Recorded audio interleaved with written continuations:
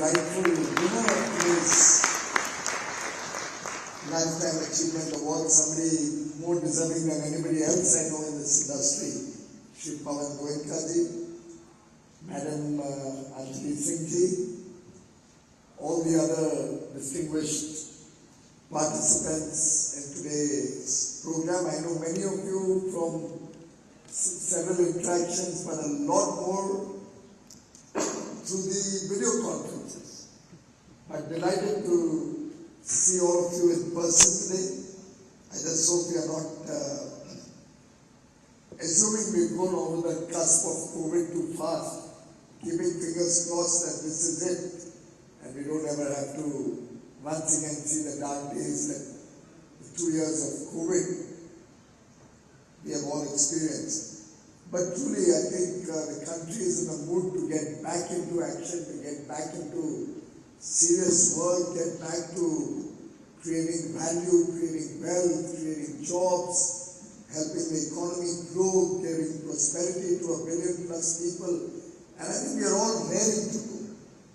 And your industry particularly has a very important role to play in that, as was articulated very well by Pavanji. Of course, I didn't realize he's such a brilliant public speaker. We've often heard him very clinically go about the meetings in scale, very, very articulate in that, but very focused only on the subject at hand. But after listening to him today, he has 2 potential professions he can consider.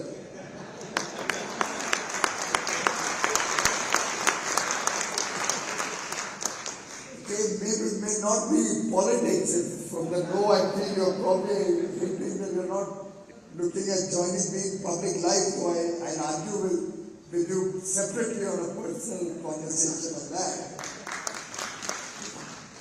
But you could also become a motivational speaker.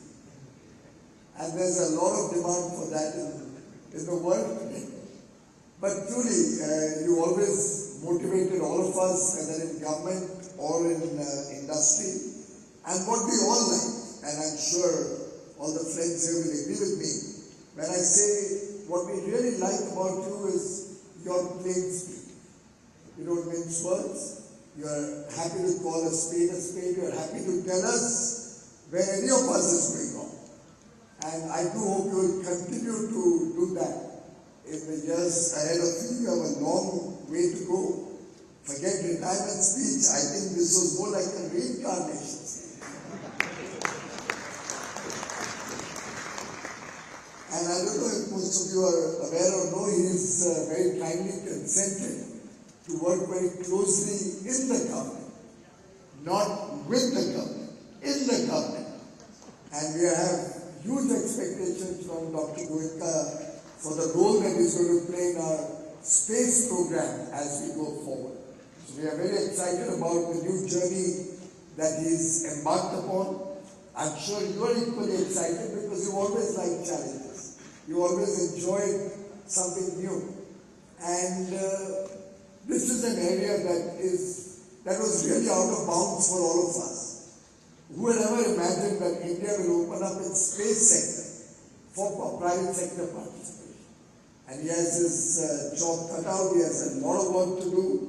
A lot of expectations from everybody in government, but knowing his track record, knowing the wonderful work he's done, particularly in the many years with the automobile sector, personally I have no doubt that not only will he excel, but he will make India a global player in the space sector and make all of us well-wishers proud of the good work that is in store for him in the years to come. Of course, the recognition you got today will, I hope, encourage both you in your future endeavors, but also many others in this room who spent years and years serving the auto industry. Because recognitions are always a good way to further motivate people to perform. And the award that ACMA gives, I was told that you've been giving this award for 56 years. The ACMA Awards. That's remarkable. This must be one of those rare awards that has consistently recognized and motivated people, recognized talent, has appreciated excellence in whatever work different people are doing, different companies are doing. But most importantly, it helps us to benchmark our work to what is excellent. And I think this kind of benchmarking, I'm trying to borrow all the phrases that I've heard Power News all the time in our scale committee deliberations. But truly this will help us to benchmark our own achievements, our own contribution, our own work, so that the 850 members of ACMA, and I think you almost represent the entire component industry, will be able to look at the performers, try to emulate these high performers, and collectively take the entire industry to greater heights. Of course, the subject that we are discussing today also has the Atmanirbhar element along with excellence.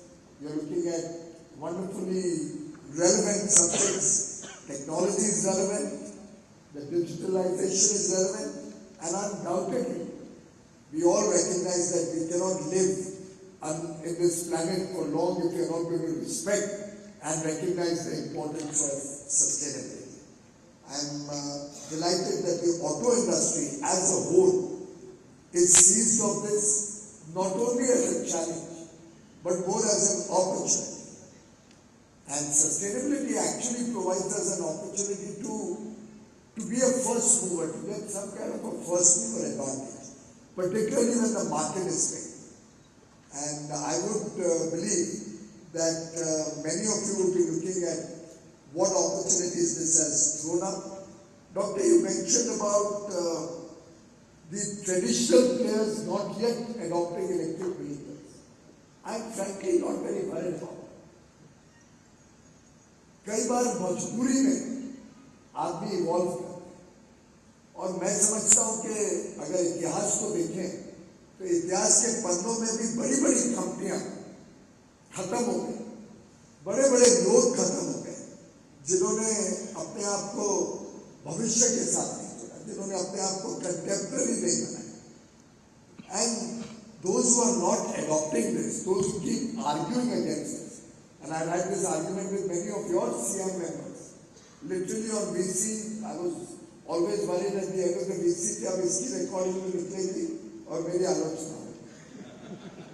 But I've always argued that they will lose out on this opportunity, and we are not adopting new technologies, which is at their own risk and peril. And I mean, there's so many American names who have now disappeared. They're no more in the sea. Many of them merged with other companies. Many of them have completely disappeared from the economic landscape. And if the auto industry doesn't adopt it, and if any of the large auto industry people feel they can continue to haunt highly combustible diesel engines or petrol engines, giving out all this carbon into the atmosphere, I personally feel they're only doomed to die or doomed to fail. There will be the cusp, there will be a time where the market will change so rapidly that there won't even get an opportunity then to be relevant anymore. And I mean, the kind of valuations we are seeing some of our new startups get, the kind of recognition that we are seeing some new people, particularly in the two-wheeler industry, already get is very relieving, very heartwarming. It was actually, you're right, it reminded me of the very occasion when I first raised this issue. It was not a part of my planned deliberation. I think it was a CNBC award function where you were one of the winners of an award for one of your automobiles. And I remember the venue was Hyatt Regency at Bikaji Campus, where I had just thrown the proposition. This was probably 2016 or thereabouts, could be a year and there. Because I was then handling power and renewable energy. I had come back fresh from the Paris COP21 discussions. And it was very clear in my mind that unless we adopt electric vehicles, as a nation we are going to face difficulties. I mean, even the Prime Minister said that mobility will have to be the prime force, the driving force when we are trying to address the challenge of climate change. And therefore, there's absolutely no way we can wish it away. Of course, there will be newer technologies. You may have hydrogen fuel cells coming in a big way. But clearly, we'll have to move out of our dependence on the traditional models or the traditional ways of mobility. It has several advantages to its credit. It has a big advantage of our forex problems and reserves that we are eating in, because today crude oil, not today, for years probably, or decades, has been our largest drain on the exchequer in terms of our import dependence and our foreign exchange reserves. And mind you, this causes the rupee to depreciate and therefore makes India as a nation weak. A strong nation also is reflective of strong export earnings, strong foreign currency reserves, and today we can be proud that as a nation we have the 5th largest foreign exchange reserves, exceeding $630 billion. And our exports this year will certainly cross $400 billion. And for the first time ever, for that matter, we are currently at close to, since I have the figures as of the 14th of March with me, we are close to $390 billion. So with 17 days more to go, you can do your maths. And I see a lot of engineers here, so you do your maths better than anybody else. But we are at $390 billion. And the highest we had ever done was in 1819, when we were at $330 billion. Otherwise, hovering at about $300 billion. So it's a matter of collective efforts paying off and the confidence that we had in each other. That we had the confidence you can do it, and you had the self-confidence that and the desire, the deep desire to achieve this extraordinary feat. And the auto component industry, the automobile industry has, of course, contributed significantly in this. Auto components, I'm happy to share with you, for the first time, has actually gone into the positive territory. Otherwise, the numbers were always more import dependent. And exports being small, we were a drain also on the exchequer or on the forex reserve. So this is the first time. I think the last number I saw you were about $600 million in positive territory. So I do hope this will continue. And Dr. Goyal, along with all the other winners of today's Atmanirbhar Excellence Awards, while I do convey my warmest greetings to all of you, my compliments and congratulations, I do hope this will only be an encouragement to do even better, to look at what new technologies we can bring to the table, to look at how we can increase our digitization efforts. And the government is at your beck and call. We are ready, happy and willing to engage with you as much as you desire, so that collectively we can achieve some truly game-changing outcomes for the country as a whole. Dr. Goyal, of course, gave you a lot of tasks. I can only endorse those tasks. Some of them are very critical. For example, it's very sad that our contribution to the global trade in the auto sector is probably just about 1% or 2%. And while he's been modest with his 5% target, and he's always checking me. I like to keep very aggressive targets. He's always a very sobering influence on me. But don't make it just something unachievable. But Dr. Goyal, there I beg to disagree with you. All through my life, I've always set challenging targets which are beyond imagination, which people at the outset always thought is impossible to achieve. Because I do believe that unless we set very, very aggressive targets and aim for the sky. We'll never try to go there. And I think I'm not an engineer. I'm a poor little chartered accountant. But I thought it's the engineers who talk about the theory of infinity. Right? And unless we, and I think I shouldn't venture too much because I've already goofed up once between Einstein and Newton, and that still haunts me. But I do believe that unless we aspire for truly reaching very high and ambitious targets, we'll never be able to go anywhere near that. And therefore, even when we set the 400 billion target, I promise you there was a lot of pushback all across. Everybody said, don't announce a figure.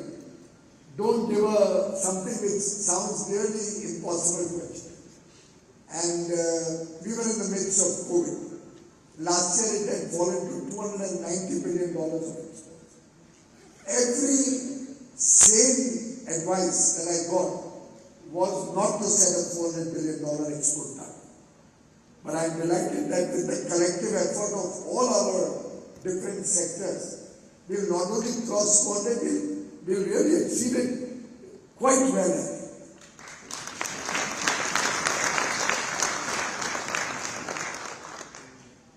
Of course, the auto industry in many ways is adapting to a lot of change.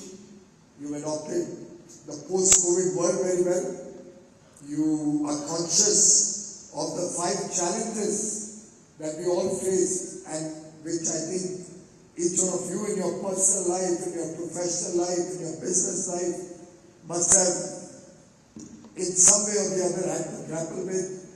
The challenge of COVID-19 or the challenge of container shortages when you're trying to import or export a product, the challenge of chip shortages when you're looking at your semiconductor story today, the commodity prices that are at an all-time high or that are really very disturbingly high right now, and the conflict.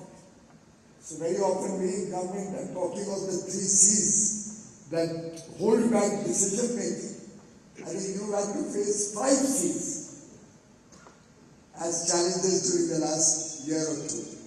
But I must say, the auto sector has shown tremendous strength, tremendous resilience. You've taken it very boldly. The bounce back has been good, and possibly but for the semiconductor problem, you would have really been on a roll. To which also you saw the government responding with tremendous speed. I don't think any of us could have imagined a government in India come out with a $10 billion plan, a 76,000 crore plan on a single project to support the semiconductor ecosystem in India. The effort here is one of nimble government and an agile industry working together so that we can collectively capture markets across the world, become more and more self-sufficient, Atmanirbhar, bring scale to the market. And I don't mind sharing with you, if Dr. Pawan Goyal will not object, that my biggest complaint to him always was, when we used to discuss the electric vehicle industry, that why are you coming to the government all the time for support? I am one of those who believes that government subsidies hold back growth, they hold back engagement of new technology. And I used to always tell him, why do you make 5,000 cars in the mining plant that you have in Bangalore, the electric vehicle plant? And I said, you should plan for 100,000 cars. You won't need a single rupee of government support. Scale will bring you the ability to be able to compete. When we talked of fast chargers, I remember always telling him we need to have 100,000 fast chargers. Every petrol pump, gas station in the country should have a fast charger. Then the resident welfare associations can have the routine chargers. And I personally believe in any case, this industry will not need chargers, you will all do it at home in the days to come. So to my mind, scale is going to be the defining feature of your industry, of the growth in this industry, and the future of this industry.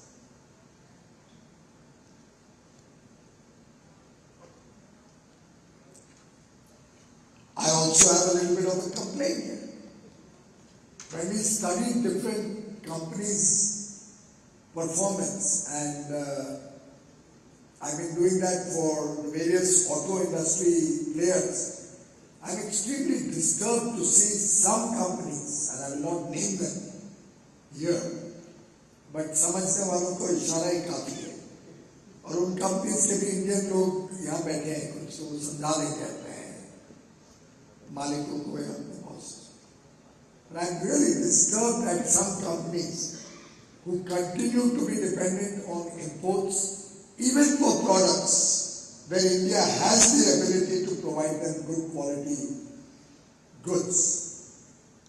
Even a thing like steel is not being used where Indian steel is of the highest quality, can very well be used, which is obstructed in their own parent countries from being exported from India, and they continue to blatantly import those steels into the country. And of course, I was going to introduce very stringent norms about a couple of years ago. I held it back because we had COVID and because of some assurances that were given to me that there will be an equal market access and there will be also the companies will be looking at Indian products to be used in their automobiles. I would urge ACMA to share with us more details of products where we have the competitive edge, but companies are resisting to use your components, and if there's any such case, please bring it to our attention. Similarly, I'm told several companies are going down to the tier 2 and tier 3 and getting imports in. So while the main company may be showing that on their balance sheet they're buying everything or a large part of their products from Indian companies, but then they force the automobile component manufacturer to tie up with their own ancillary. I don't mind the tie up with their ancillary at all, but then import almost the entire thing and have a very small Indian company.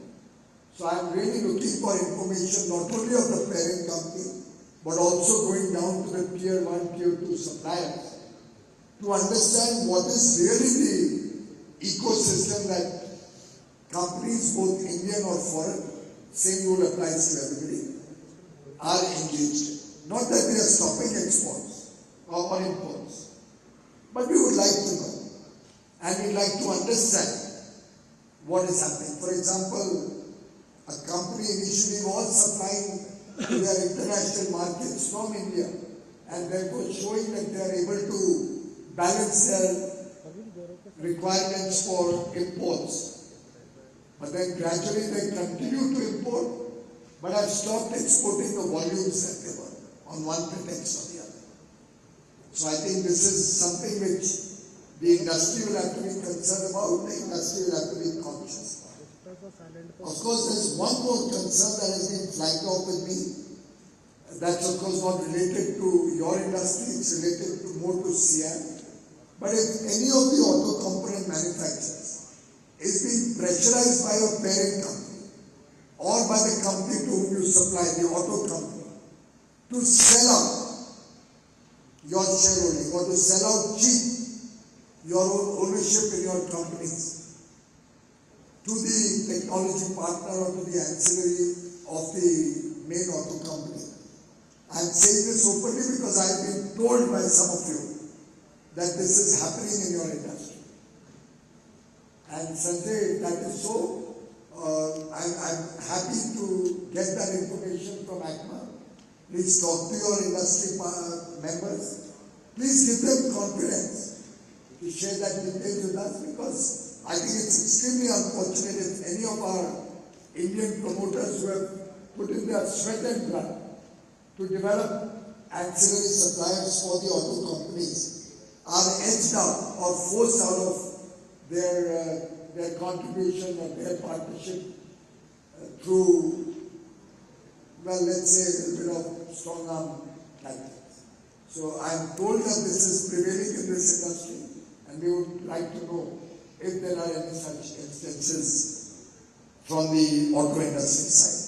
I have in fact said it on an earlier occasion in one of my VCs also, but I haven't heard more details from your organization. Well, we now have an age where we'll have to manage emerging technologies better and smarter. When while they are set to become the third largest, as Dr. Goyal said, it's only possible when we also are most contemporary. And in that respect, we have to open up markets. We can't always be a protected market. And I think this is another area where all of you will have to deliberate internally. The auto industry will, and you will also have to deliberate with each other.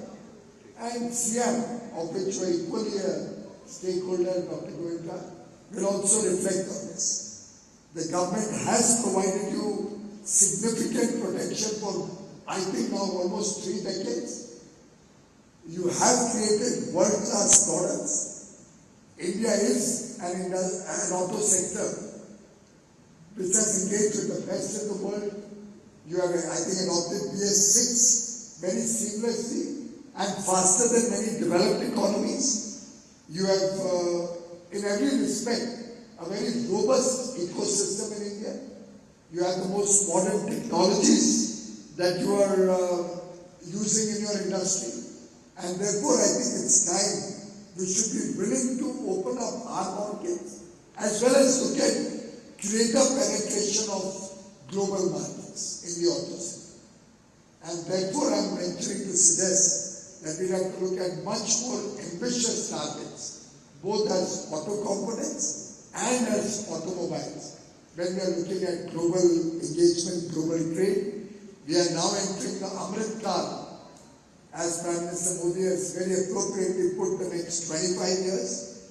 We cannot rest on the laurels of 75 years of independence. Azadi ka Amrit Mahotsav to hum bade harsh se manayenge. We are very proud. We are going to celebrate, and we are celebrating this right from 15th August 21 until 15th August 23. 75 years of independence is a matter of pride for each one of us in this room.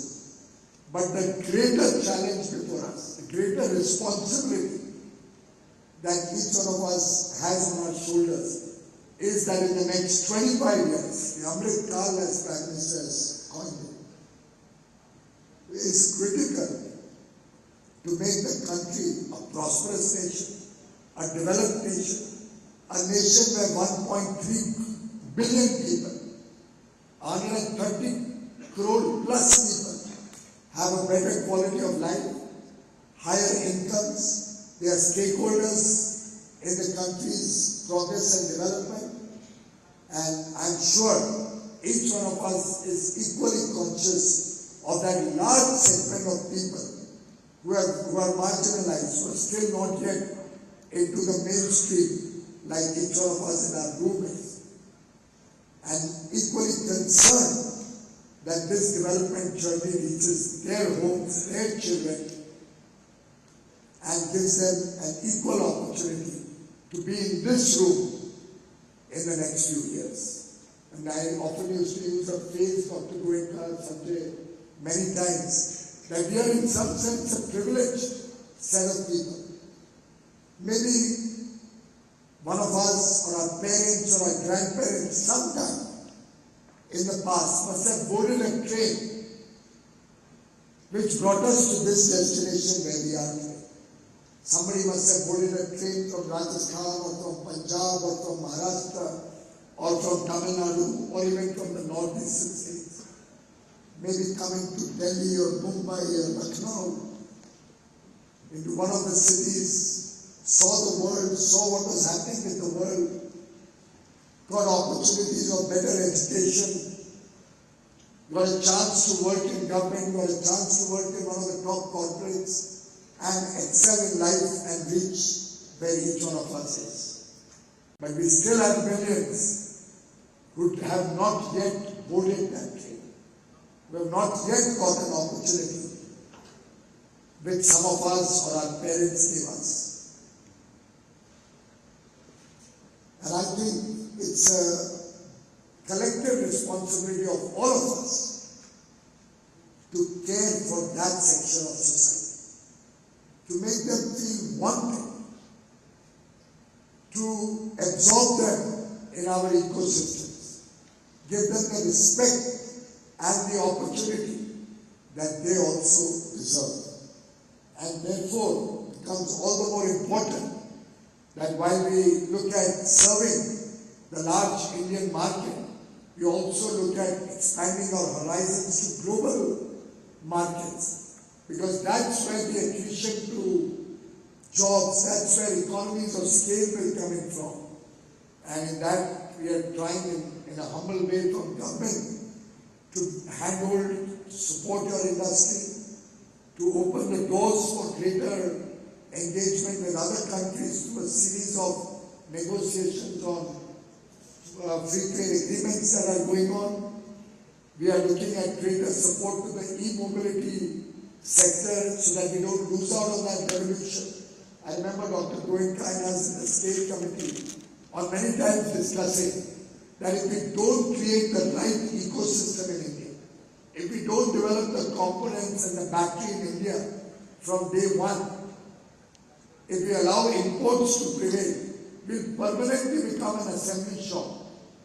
And the imported components will rule the roost because they will have got the opportunity to get scale. And then we'll be competing with those efficient, super efficient, large-scale manufacturers who would have already wedged their way into the Indian market. So I appeal to all of you component manufacturers in the auto sector. Please let us not let that happen. And let us all collectively resolve that we will ensure that the entire e-mobility ecosystem is developed in India, innovation comes to India, even autonomous vehicles for that matter, while we may not be planning to use it in India, but why can we not start becoming a global supplier of autonomous vehicles? Why can our various efforts on the hydrogen fuel cell technology or the improvements in the lithium battery ecosystem or the advanced charging infrastructure that we've all been working on, why can we not become players who become recognized in the world and contribute to the global effort to address the challenge of climate change and truly make India also self-sufficient as we go along. Again, self-sufficiency is not as if we are closing India's doors. We want to in fact open them wider, because I do believe that as they open wider, the single lane of imports will first convert to a dual lane, a two-way traffic of import and export in a bigger way. And then in the long run, I do hope there will be a traffic jam on the export side, so that some of the cops come in and redirect the import side of the traffic, also to look at greater degree of self-reliance and exports. But it's of course a journey, but a journey that you and I, all of us in government and in industry, will have to suffer together.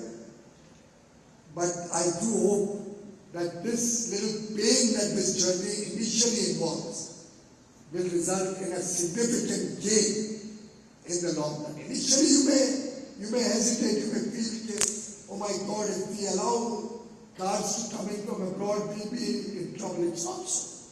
We have the ability to fight any competition, given the competitive advantages that we have in India. But unless we do that, we will block our access in foreign markets and will not be able to really expand our wings, expand our horizons across, I think, over 100 countries all over the world. So let's, all of us, look at what more needs to be done. What we need is nothing short of a transformation or a revolution in the auto sector. On our part, we are happy to work hand in hand with you. And instead of this journey being painful, if we work together, मैं समझता हूँ ये सफर भी बड़ा सुहाना हो सकता है। और हम अंग्रेजी क्यों सोचे, हम तो हिंदी के सफर में पढ़े, तो जरूर ये सफर बहुत ही सुगम तरीके से हम बिना किसी तकलीफ के, बिना किसी ज्यादा नुकसान के बहुत अच्छे तरीके से मिलके आगे रास्ता नाप सकेंगे या रास्ते में आगे बढ़ सकेंगे। I think when I talk of the future of this sector or the mobility ecosystem, I can once again get back to C's. This time, instead of 5 challenges, I'll give you 5 C's as an opportunity. We'll have to work towards a common purpose. We'll have to collectively work towards common goals. We'll have to remain connected to the rest of the world so that we don't become an isolated ecosystem.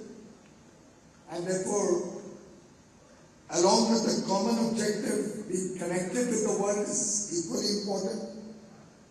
We'll have to make sure that mobility also takes care of convenience. So if you are looking at e-mobility, then the convenience of charging is a prerequisite.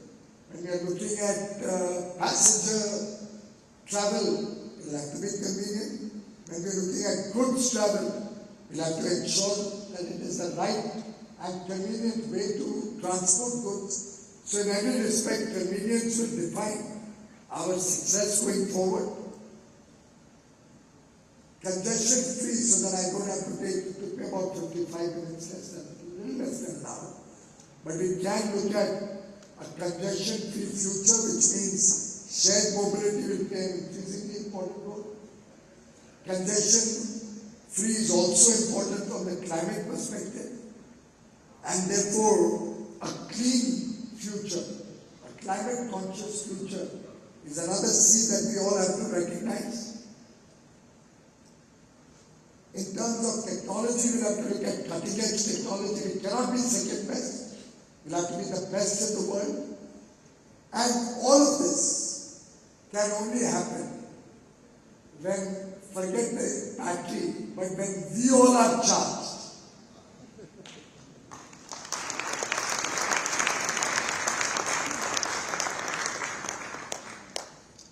And therefore, in conclusion, I'd like to only say that our focus on R&D will have to increase. We can't live in an industry with barely 0.5% being invested in R&D. And for heaven's sake, don't come back and say, first you make income tax deduction 200%, then we invest. Don't invest it at your own risk and cost. You will be edged out. Somebody else will come. R&D investment is the need of the hour. It's not something that's a luxury. We'll have to look at disruptive technologies in India. It's only then we can look at targeting for much more ambitious goals. If we want some of our Indian companies to be amongst the top 5 in the world, if we want to be a global player in automotive components, we'll have to look at truly disruptive ways of working, even in our own companies, in our own businesses. I think we need to also identify our core competences. Every country cannot do everything best. And therefore it's important that we recognize where our core competence lies. Identify the key areas where we can truly become global players, game changers, and earn enough money so that even on a few things we are import dependent, it won't pinch us the way it pinches us today. And it pinches us not in terms of just wanting to stop import or expand exports. It pinches us because it weakens the Indian economy. The more we are reliant on imports, we are weakening the Indian economy. We are losing jobs that otherwise would have help millions of our young boys and girls have a better future.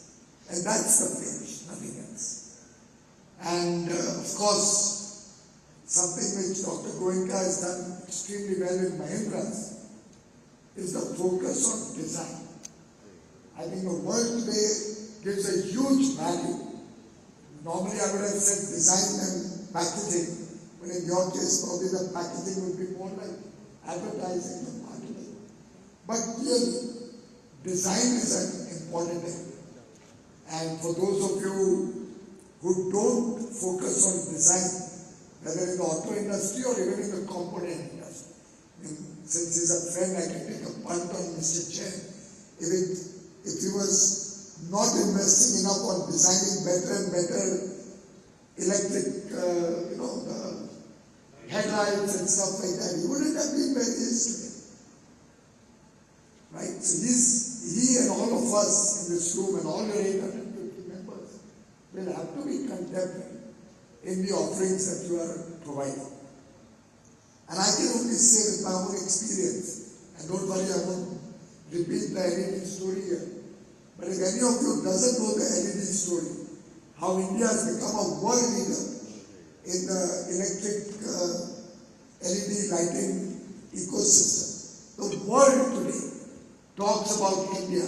Every country where I visit, their ministers want to know more about how we could do it in a short span of 3.5 years. How India has turned from the age-old, what is it called, Lattu? An old incandescent bulb, in Delhi at least, to a country which has almost 100% adopted LED light. To the extent that I think if you want an old incandescent bulb, today you'll have to go to an antique store or pay 500 rupees for an old incandescent bulb. But you may get an LED bulb for probably 50 rupees. With much better illumination, of course, if I'm right. So, we don't have a moment to lose, ladies and gentlemen. The time is now. In fact, Prime Minister had once very appropriately put it, if I remember. Yahi samay hai, sahi samay. What we have to do is now. And who was it who said it's now or never? I leave the rest for all of you to consider, to think. Action will only determine our fate. And that action, ladies and gentlemen, cannot be prompted by anybody. No amount of motivation that Dr. Goenka gives you, or no amount of boring political speeches that I may give you, can make a difference. It's up to you to act, and the time to act is now. Thank you very much.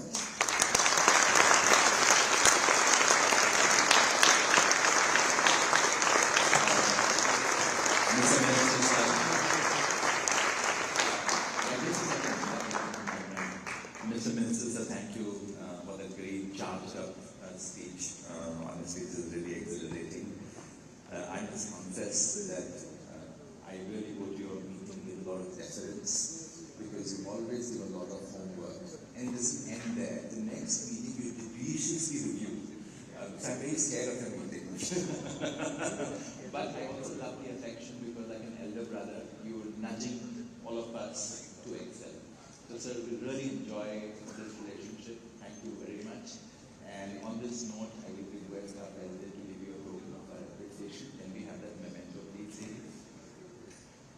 It's a small token of affection, sir.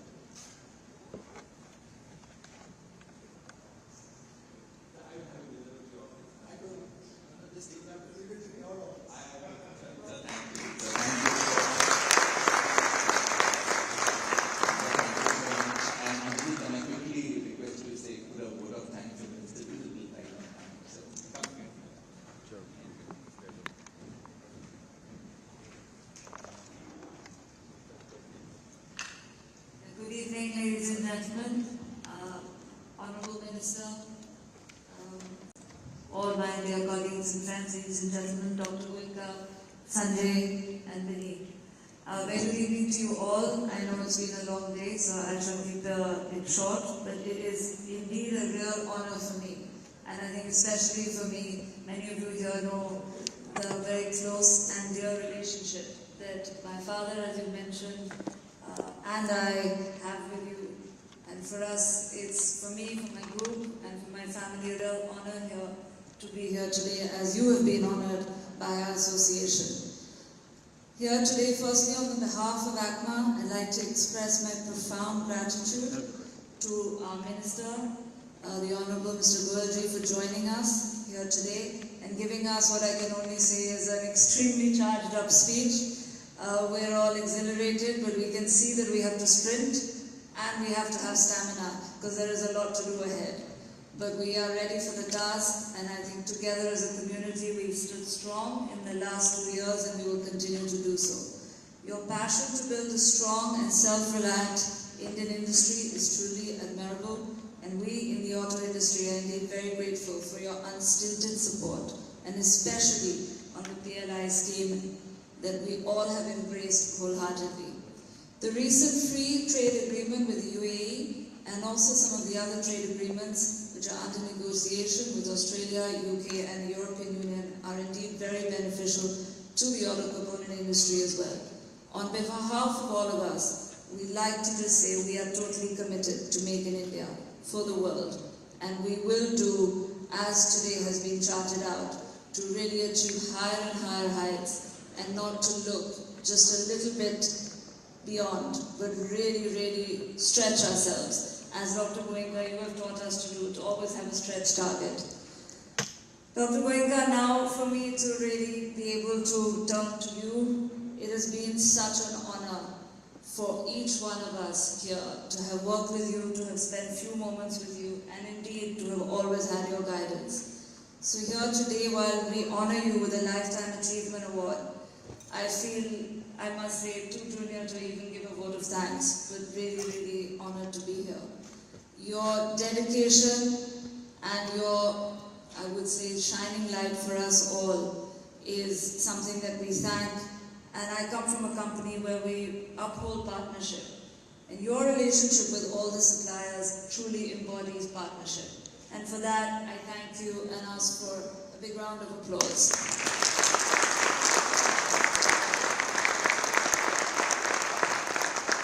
I can only once again say that you are a mentor, a guide, and I will not be amiss to say that a significant number of auto component manufacturers, especially those who are a part of the M&M supply chain, owe their success to you.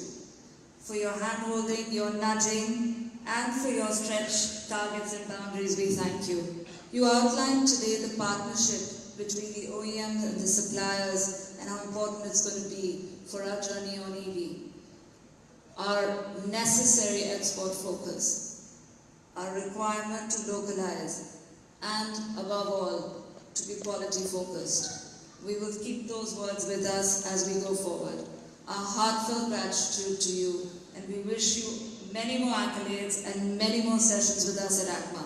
And before I close, I'd just like to congratulate all the winners here today at the Excellence Awards, and also once to thank the entire ACMA team, without which we would not have had today, and we would not have had such an amazing gathering after the time that we've all spent apart. So ladies and gentlemen, thank you very much.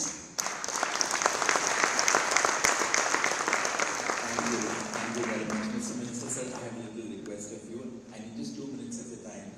Can I have the ACMA team up on the stage for a photo op with Dr. Goenka? You want to say something?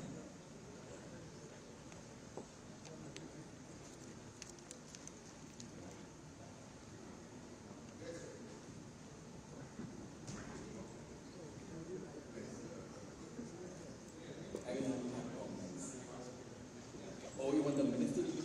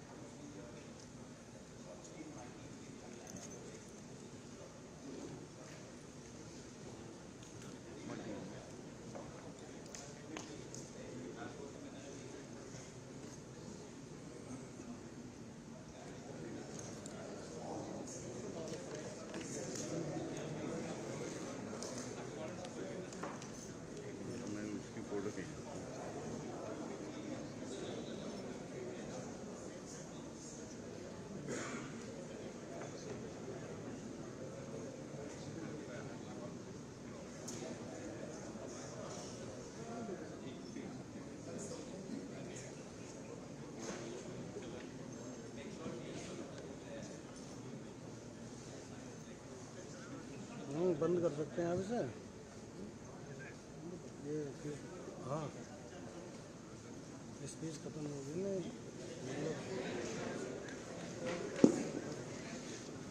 Thank you, Honorable Minister. Thank you, Dr. Goyal. चलो निकल Ladies and gentlemen, may I invite you all for dinner. Please.